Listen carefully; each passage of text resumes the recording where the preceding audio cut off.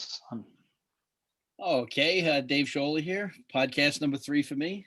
Telling it like it is. I have some great guests today. I'm in awe of their backgrounds and this topic of the Chiefs Buccaneers Super Bowl coming up. I have Nikki Epley in rainy Wichita, Kansas. Great amount of experience here. Has been involved in Division I men's basketball tournament, college football playoffs, numerous ones, and numerous Super Bowls as well. This is quite an honor to have you on, Nikki. I appreciate you coming on with us today. Thanks, Dave. I'm excited to be here. And I have lifelong buddy John Magrino there. He is the PA announcer for the Bucs and also a multi championship game caller at the college football level. These two used to work together, obviously. Have that great background. So lucky to have you two today, John. Thanks for coming on. Always a pleasure, Dave. Thanks. I'm in my bad Viking gear. I'm still waiting to get back to the Super Bowl. I see we have Buccaneers and Chiefs gear. All good things to those who wait. That's right. It's been a long wait, John. You keep waiting, Dave. A long wait. But the game this week, the first thing I always want to talk about is the first matchup is the last time the Bucs, I think, lost. That made them, I believe, 7-5, but we all knew they were going to go run the table probably after that with their schedule. But I was wondering if either of you felt that game has any bearing on what's going to go on next Sunday. You want me to jump in? Okay. Go ahead, John. Okay. I think it has a lot to do with what's going to happen next week. Here's the thing. First of all, the Bucs, I think, learned a lot from that game. Learned certainly that you're going to have to figure out a way to stop Tyreek Hill. I think that puts a tremendous amount of pressure on Carlton Davis again this year. And I know we're going to talk a little bit about individual matchups and stuff, but I do think that the Bucs were so uncharacteristically out of sync in that game that I don't expect that to happen again. I think they're hitting on all cylinders right now. I really believe that their defense has a stronger identity than it's been, much more confident. I think with offensively, I think they're going to be a little bit more balanced. I think there's a lot of lessons to be learned from that game. They got down 17-0 in the first quarter, and nobody was even settled in their seats yet, and that game was, for all intents and purposes, over. They made a real strong run in the fourth quarter to make it a close game, but I believe that 3 quarters of that game the Bucs played better football. So I do think that first game does matter simply because what they took from it and what they don't want to repeat. Yeah, Nikki, what do you think? And I think it's going to be a quarterback matchup. I mean, I'm a quarterback person. I love watching those matchups, but I think the Bucs are on a roll. They've got the home field advantage. You've got the GOAT and the kid, and I think that's going to really show up at the Super Bowl this year. Great. It's funny in that first game. I always remind you whenever I watch Tyreek Hill play. I was just talking to you guys before. It reminds me of Tecmo Bowl with Bo Jackson. You can never catch him. I've never seen a person just run away from great professional athletes with that much ease. I mean, there's D-backs that he just, the fastest people on the field usually. He just runs away from him. I mean, what's the love affair with him down there in Kansas City? Absolutely. I think he's going to show off at the Super Bowl. I think he's one of the rising stars, and we've got Kelsey too, and repeat game. So I think they're all going to have a good game and a really great game. Nick, you got to ask you one question: Is Mahomes totally healthy? What do you think? I do. I think so. I think he went through the protocol obviously, and he's back. And I think he started maybe a little slow last Sunday, but I think he's going to be ready to go. We got a 2-week break here, so I think he'll be ready to play. That's great. I always want both teams to be solid, healthy. You just want to see 100%. Want to see both teams come out and be ready to go. I mean, we've all had our own experiences rooting for different teams where you go into a playoff game and you're missing one of your best players. And I never forget the Vikings a couple of years back had a quarterback. We had a guy John's probably familiar with down there, and as well as you, Nikki. Christian Ponder was our quarterback. Not that he was great. Not that he was great, but when he got hurt, we had to have a guy named Webb start the game for us against the Packers, and that was not a pretty outcome. And the playoffs are really quick that year. We were down like 20 in the first quarter, and the referee doll was flying all over the house, so that didn't work out too well. But Well, we were pretty excited about Chad Henne stepping up, and Yep. the hashtag Henny things possible. It was happy great. for So him. and I know we're in that COVID period, so hopefully no one will get sick Sure. and not be able to play in the Super Bowl, because that would be a big blow to either team, really. Sure.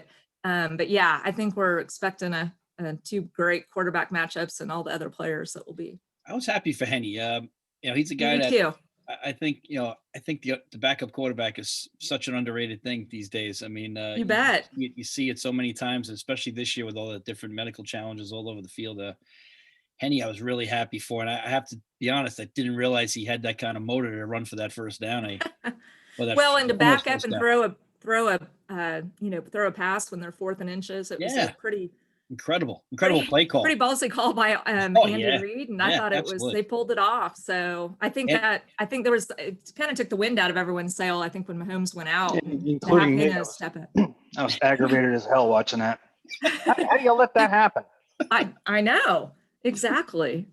A question I always like to ask, a pet peeve of mine is it's a basketball coach, so it's a different sport, but coaches stabilizing the game. So I feel these games change in a 5-minute window of on the play clock, not in game time, but commercials and stuff. But as far as like the actual game time, where say from the 10-minute mark to the 5-minute mark, or as last week case, the Packers, I felt that game in basically 2.5 minutes, maybe on the clock, changed, and all of a sudden went from 14-10 to 28-10. And and they almost got back, but people always worry about the last play on 4th and goal and you kick a field goal, but you never really should have been in that situation. And then that's the point that people lose track of. But how do you feel about your coaches this weekend? What do you feel? You feel they're going to make those right calls in the right time? Or are you confident? Are you nervous? Or how do you feel, John? It's funny. You brought up earlier about what the Bucks, whether or not the first game matters. I think to your point, I think they learned everything about stabilizing the game. You look at what the Bucks did in the first matchup. They only ran the ball 13 times all game. All right, so they got down 14-0, then it's 17-0, or I should say it was 10-0, then 17-0. But then when you look at it, the Bucks they gave up on the run game. They decided that we're going to try to chase points instead of trying to control the offense and keep Mahomes off the field, keep Tyreek Hill on the sideline. If you do that, you've got an opportunity, one, to give your defense a little bit more of a breather, and two, of course, to get back into the game and control a little bit more of the tempo. So I think that in terms of what the Bucks are going to have to do in this matchup is you're going to have to pay attention to the run game a lot more, and they can do that now because now they've got Fournette and Jones both running really, really well. Playoff Lenny, I mean, he's turned it up the last 5 games. Oh, that's 4 or 5 games. And I honestly believe that you're going to see the Bucks come out. And again, what we spoke about last week is how the Bucks utilized the pass to set up the run. They didn't even do that in the first game. It was just pass. We're behind. Let's just keep passing. I don't think that's going to happen this week. I think the Bucks really try to establish the run early in the game, and do the best you can to keep Mahomes off the field. That's the only way you're going to win. Yeah. Nikki, what do you think about Coach Yeah, Reid? you know what? I'd go to war any day with Andy Reid. I Yeah. think he is a fantastic coach, and and so from a coaching standpoint, we can be more thrilled to be behind him another year, going to the Super Bowl. I just think he's he's like another person on the field. He's just a great play caller, and I think him and Mahomes work so well together in terms of the way they play off each other and call. He has great courage to it, and the beauty of too is 2 of the good guys in coaching. So that's always exciting. So Absolutely. both guys you could root for, guys who put in their dues. And Andy Reid had so many overachieving teams in Philadelphia. And For sure. I thought that he always got a bad rap. People say you can't win the big one. Well, to get to the Super Bowl, you had to win a couple of big ones. I love that phrase. Mm-hmm. It's just drives you insane when people say that because obviously he won a lot of big games, but he overachieved too. I mean, he only 1 year he really had that big time receiver to go with Donovan McNabb, and he went all the way to Super Bowl and gave it a good run. So, but the play calling he makes, just incredible creativity. Is him and Eric Bieniemy, I mean, just unbelievable. They are, and I think we're going to need that. So There's no fear. There's no fear in their play calling. And boy, as a defensive guy, you've got to be afraid of of an offensive coordinator with no fear. Yeah. and you can't get them off there. You can't seem to sway their approach either, no matter what they do. So you had 4th and inches. You think, all right, we got the backup quarterback. You figure, hey, we're going to try to draw him off sides. Or we're going There's no way he's running the ball. Pass. Yeah, he throws a pass. Maybe quarterback. Exactly. No way is he throwing. He's armed. Yeah. Yeah, no way is he throwing a sideways pass. Basically, it's yeah. There's no way I'm thinking that's coming. That would be a foolish call. Well, and then he goes with the underhanded pass. So yeah, I mean. Oh man. So I think John's 100% right with the run game. You don't run the ball against these guys. That offense, I've never seen a more creative offense in my life, and I guess that's a product of courage and great talent that the Chiefs possess. It's amazing. But the next thing I wanted to get to is besides the obvious, we have so many great players in this game. Brady and Mahomes, obviously, and Kelsey broke some records, I believe, this year. So the thing is, like, who's the person on offense for both of you that we might get a chance to look at and maybe not be in the forefront of our mind expecting to really have an impact on the game? Johnny, what do you think? Well, I'm going to go with Scotty Miller again. I think that, last year, now AB is supposed to be back. He's supposed to be playing next week, which is great, which kind of limits Scotty Miller's touches. But he seems to come up when the Bucs really, really need a big play, and the focus is on Mike Evans or Godwin or AB. He's done it time and time again. He's really become a favorite target receiver for Tom Brady. Scotty Miller may only get 2 or 3 opportunities a game, but boy, if he doesn't make the best of those opportunities. He's just sure-handed. He's got good speed, deceptive, gets behind the defense, is not afraid to make a catch across the middle. I look for him to have an impact in the game. Yeah, Scotty Miller, such a key factor down the stretch here. And you wonder how a guy like that slips through the cracks for other teams. You look at a guy like that and you just say to yourself, oh my goodness, like where this guy come from? He actually was one of the go-to targets earlier in the season until they brought AB on board. And like I said, that took away his looks a few times, more often than not. So, and I can't argue with the AB trade, the AB acquisition. He's been phenomenal for the Bucs. Yeah, and all the questions about whether or not he would work well in the locker room. Yeah, winning makes a lot of people happy, folks. All right, let's not overanalyze personality. When you're winning, everybody gets along. Okay, so yeah. So anyway, so when AB came on board, everything was great, and they continued to win. And but Scotty Miller kind of took a little bit more of a back role, I should say a backseat role, but not in the playoffs, man. He's turned it up, and it's a guy that really just looks forward to getting his number called and doing big things when it is. Yeah, and the personality like Tom Brady helps to keep an AB in line. It's like when the Bulls picked up Dennis Rodman. I mean, he wasn't going to mess with Michael Jordan. So no. So there's certain people like that, and that's what nobody in the Chiefs is going to mess with Mahomes. So it's just people that garner respect, or nobody's going to mess with Kelsey either. That's a big man. So I think I wouldn't want to make him angry. But Nikki, how about you for the Chiefs? So we really got to keep an eye on. Well, obviously Kelsey and Hill are dangerous on offense. I really like Matthew on defense. I think he could force a fumble or create a turnover. He's made some great plays here recently and always does, but I think he's going to force something to happen, or he's going to pull off something on defense that's going to turn the game around too. So he's one of my favorite players as well. Yeah, he's always got a nose for the ball. He's always around. He does. The Honey Badger. Now, what's Honey Badger? Does anybody know what's behind that nickname? Does anybody know what's behind? I don't know what it is. Have you ever seen videos, like nature videos on a honey badger? No. They're absolutely fearless. Do yourself exactly. Oh, it's incredible. Yeah. It's an absolutely appropriate nickname for him. Oh, good for him. Yeah. Sometimes people get it right, man. Well, and they also call him the landlord, but just think think he's going to create something, so he's my guy on defense. Your guy on defense. Let me jump in on defense if you would. Shaq Barrett for the Bucs has got to have a big game. The obvious one is Carlton Davis.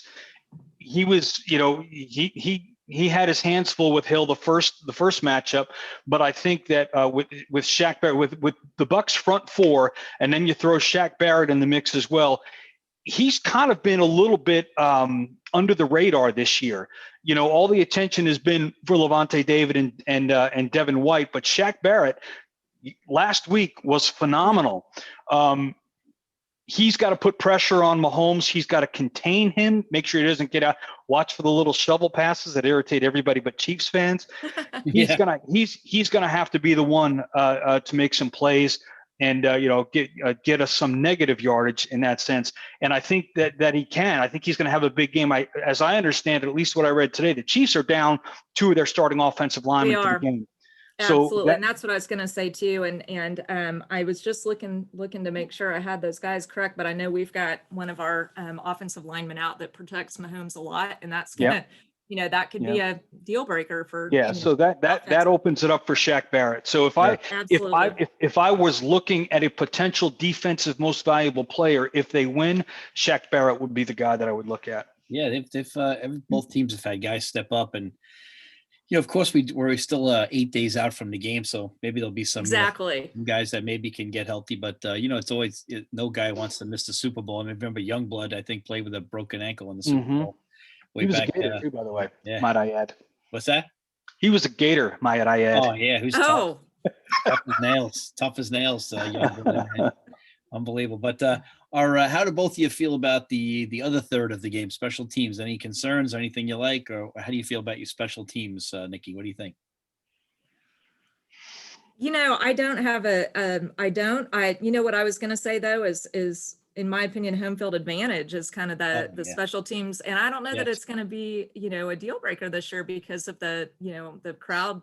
And, but I think that in my opinion, from a special team standpoint, I think it didn't help the Packers. They didn't have that many people in the crowd last weekend too. But so I'm just looking at it from a special teams in terms of is home field advantage really home field advantage this year. Now on that point, Nikki, I guess you had such extensive background in the big game. How does that work? I mean, just for people like myself, I don't know these things. You guys know these things. Like, how does that work? If say there were allowed to be fans, like does one fan base get more tickets than the other? How does that work? I don't think it would be really that pressing for a Super Bowl because I think it's such a corporate base and it's an even split. But just being in their home stadium is something that's first and new this year, for Tampa. So for Tampa Bay, so that's the only thing that is going to be different, even all the way around. But it's the first time that the home team is hosted. Yeah, because I always wondered. Will it really matter? Yes, I always wondered, like if the Vikings ever won that game a couple of years ago, which of course they didn't. Like, would more Viking fans would more Viking fans get to go? I guess the answer is no. I guess there's an even. They wouldn't, but I mean, just from just being in your own stadium, or playing in your own weather. I mean, I think the Chiefs will, I think we can play in 65-degree weather, okay, but hey, listen, I think the 60, 70-degree weather is really going to affect Kansas City a lot. Well, Brady and Gronk are used to, hey, they can just come in now with their warm weather clothes on. Hey, their blood has thinned considerably since it's been. Exactly. I'm sure it has. I'm sure it has. And there's nothing wrong with that. Everybody tries to make that into a bad thing. So, John, you're comfortable with your special teams? I think, I no concerns. I mean, don't kick it to Tyreek Hill, please. I mean, that's. Jeez. There's gonna be a lot of onside kicks, I think. Right. Or just kick it right along the ground. Just please, for the love of God, kick it into the end zone and let's take that out of the equation. Absolutely. So no problems, less touches for him, the better. Right. Again, I like to think that the best defense is distance. Don't give them any room for returns. That's it. I mean, absolutely. I agree. I think both kickers seem to be pretty solid. So, I mean, I think we're in for a good game now. Where you always feel bad for guys like Scott Norwood. I know.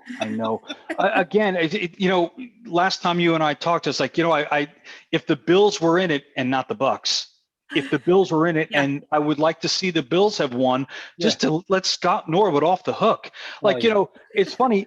When the Boston Red Sox finally won the World Series, Bill Buckner was then beloved. Yep. Bill Buckner was the most criticized Red Sox in a Red Sox history, filled with criticism. Yep. But when they finally won the World Series, Bill Buckner was invited back for Old Timers Day. They want to put him in the Hall of Fame.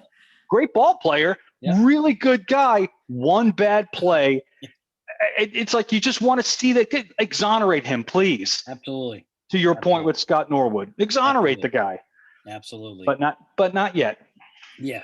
But the and then this is just kind of a question for your total, you don't even have to analyze this one, but just favorite moments for you as far as being a Chiefs fan, Nikki. What do you think? Favorite moments from the year or just looking No, forward or any favorite Chiefs any? moments for you? Yeah. Any you have. Oh, goodness. Let me think on that. John, you go John, first. you go I'm first. going to come up with one. I think my favorite moment as a Bucks fan was when we won it in 2002. All of us, the stadium personnel, got called back for the for the return party. So we had Oh, wow. the Yeah. stadium was absolutely filled. There were 60,000 people in the stadium. Great. They could hear the crowd at the airport, which is a couple of miles away in Tampa. So the whole way down, the crowd was going crazy. When they got to the state, it was just one big party. And that was just something like, you can call 1,000 different games and a lot of the games will just mesh together, right? Because you're working and you're not a fan, you're doing a job. So you don't really get that type of enthusiasm or the appreciation of the moment because you're working. But in that situation, I was a fan, and the energy in that stadium was nothing that I've ever experienced before. It was tremendous, and I hope to get a chance to experience that again. Yeah. Brad You know, Johnson. I would probably say just sitting and watching the game last year, and none of us really thought the Chiefs were going to win there at the end. And then, being in, and that's why I wanted the Packers to be in it, but that was because of reliving Super Bowl I. Sure. But to see the Chiefs win after, what were they last in it, 1970? Yeah. And then being in from Super Bowl I, and seeing Clark Hunt raise the Lamar Hunt trophy, and Yeah. Lamar Hunt came Wow, up with the yeah. term Super Bowl. I mean, there was just some things that Wow. were just I thought really great experiences that I was excited to see the Chiefs fans have a chance to finally be part Nikki, of. how many Super Bowls have you been a part of? 10.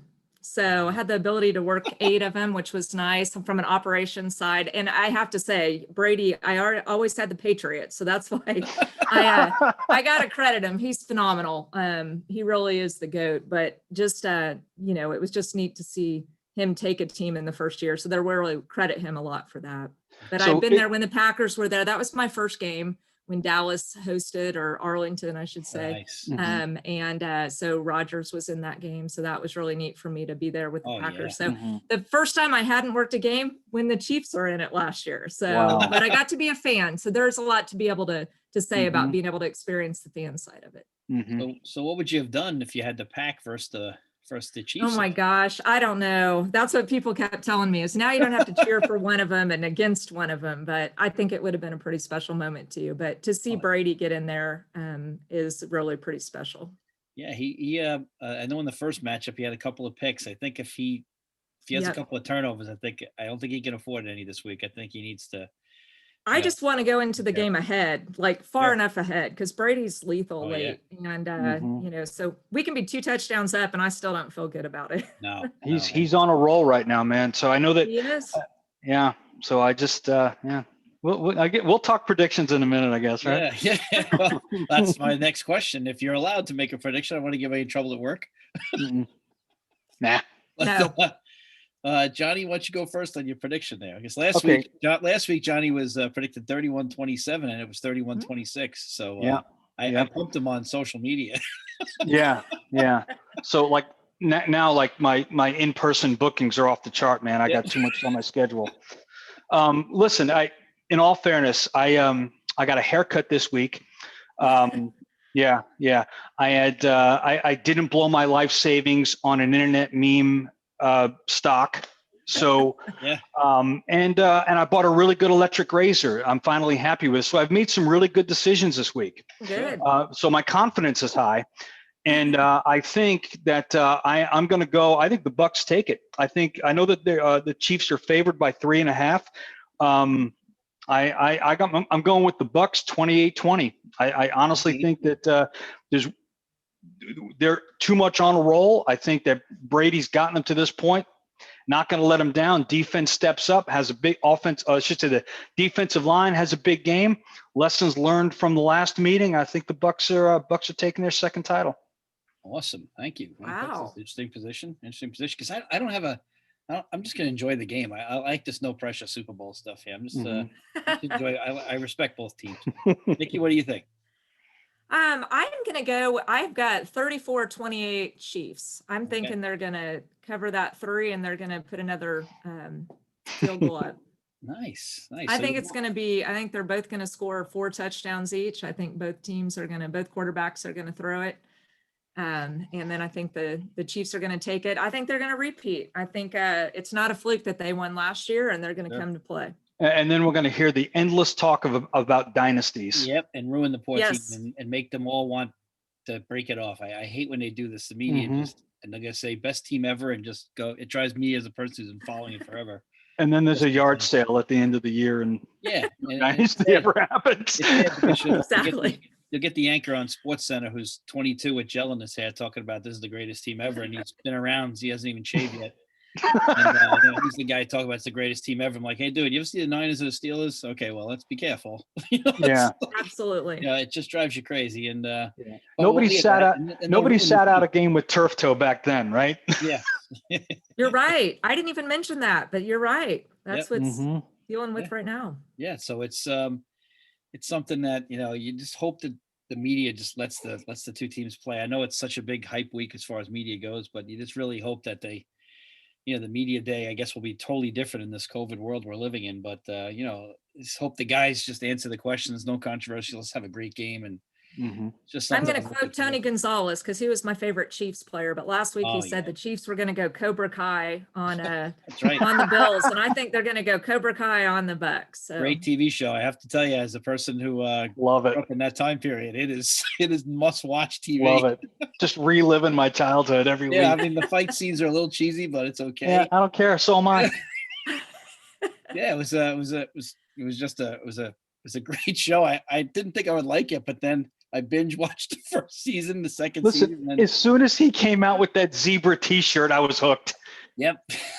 It's one of the, you just can't stop watching it. You start it and then you got to keep going. Yeah, it's one of those things that you just it's a time period. So it's a time period piece. I'm always, as a history teacher, always attracted to time period pieces. So you're like, oh, I got to watch. And when the time period's accurate and it's in a time period you lived in, forget it. You just you remember exactly.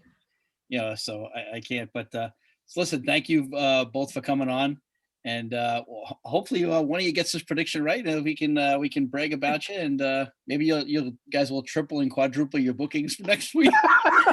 Hey, we're wearing red. Chiefs are wearing red, so thanks for wearing red today, John. So what's the weather? Anybody know? Listen, whatever it takes to help you, I guess.